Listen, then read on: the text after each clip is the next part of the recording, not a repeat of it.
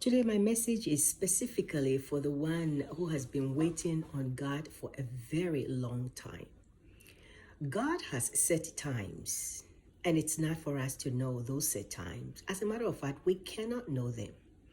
If God had told Abraham how many years it was going to take before Abraham praised that promised child on his bosom, his heart would have failed him.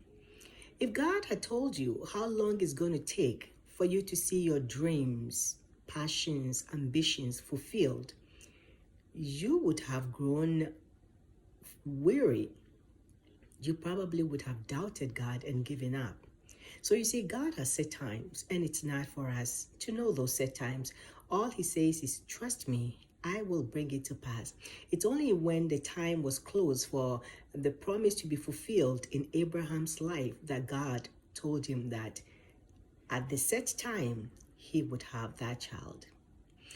Please look with me to Hebrews chapter 11, verse 13 to verse 16. Hebrews chapter 11. It says, these all died in faith, not having received the promises, but having seen them afar off, were assured of them, embraced them, and confessed that they were strangers and pilgrims on the earth. For those who say such things declare plainly that they seek a homeland. And if they had called to mind that country from which they had come out, they would have opportunity to return. 16. But now they desire a better, that is, a heavenly country.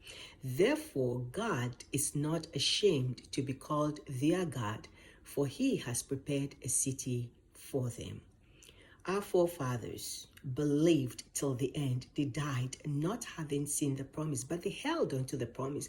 They were told a promised Messiah was coming. Jesus was coming. Abraham didn't see Jesus. Isaac didn't see Jesus. Jacob didn't see Jesus. Noah, who built the ark for 120 years, didn't see Jesus. They all believed in the promise. They held on to it till the end. They never saw the promise. It says, all these died in faith, not having received the promises, but having seen them afar off, were assured of them, embraced them, and confessed that they were strangers and pilgrims on this land, on the earth. Child of God, you've been waiting for a long time.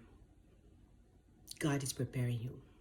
There is a story about a young man who wanted to be a missionary in India with the London missionary.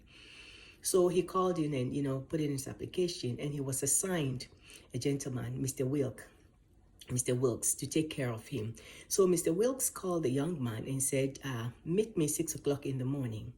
The man lived very far. This young guy who wanted to be a missionary, he lived very far. Although he lived very, very far, he made sure he was there 6 o'clock in the morning at Mr. Wilkes' office. So he got to the office, he sat there, waited for hours on end. Mr. Wilkes did not show up. Waited for hours on end. Mr. Wilkes did not show up. Finally, Mr. Wilkes shows up, and when he showed up, without even an apology, he said to the young man, so you want to be a missionary? The young man said, yes. He asked him, do you love the Lord? The young man said, yes, I do. Mr. Wilkes again asked the young man, do you have an education? He said, yes, I do. Mr. Wilkes said, very good. Now he said to the man, can you spell cat? The young man was confused, but he held his patience, and he said, C-A-T. Mr. Wilkes said, very good. He said, now can you spell dog? The young man was even more confused. He's like, what is going on here? But then he held his patience again, and the young man said, D-O-G. And Mr. Wilkes said, very good. Now I see you passed the spelling test. Now for arithmetic. Can you tell me what is 2 times 2? How much is 2 times 2? Put yourself in the young man's shoe. What would you be doing by this time? Yeah, I know what's going through your mind. But the young man said 2 times 2 is 4. He answered correctly. And Mr. Wilkes says, very good, and then dismissed the man.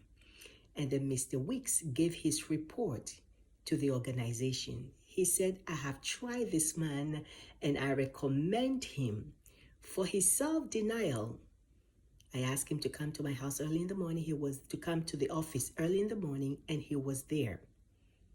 For his patience, for his patience and humility, I tamper with his, what did he say? He says, for his patience, I kept him waiting. For his patience, Mr. Wick said, I kept him waiting. Didn't even apologize when I showed up. For his humility and temper, I insulted his intelligence by asking him to spell cat, dog, and what is 2 times 2. I asked him all of that for his humility and temper. This man will do just fine. Listen, whatever you're going through, God is testing your humility. God is teaching you patience. God is working with your temper, because most of us have anger problem. God is working on our self-denial to go ahead of God and to do something. You've been waiting on God for a very long time. This morning, the word of the Lord to you is be patient. When you go to Job chapter 8, this is the word of the Lord to you this morning. Job chapter 8, verse 17. Here is what it says. Job chapter 8, verse 7. All right, there we go. Job chapter 7.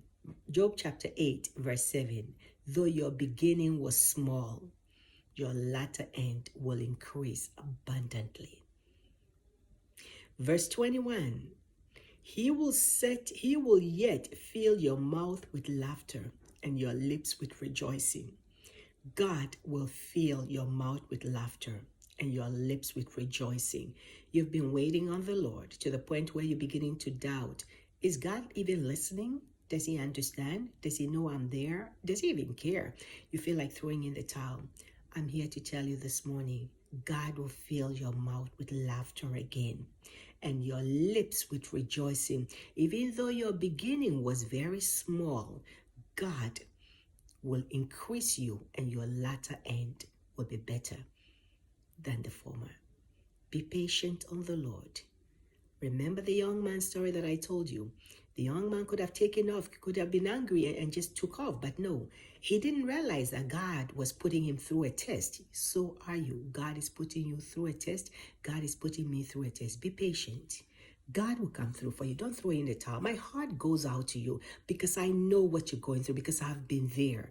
My heart goes out to you. But this morning, today, I'm here to tell you that he will yet fill your mouth with laughter and your lips with rejoicing. Job chapter 8, verse 21. The Lord will fill your mouth with laughter and your lips with rejoicing. Hang in there. You're not alone. God is working things out. And very soon, you will see the results. Shalom.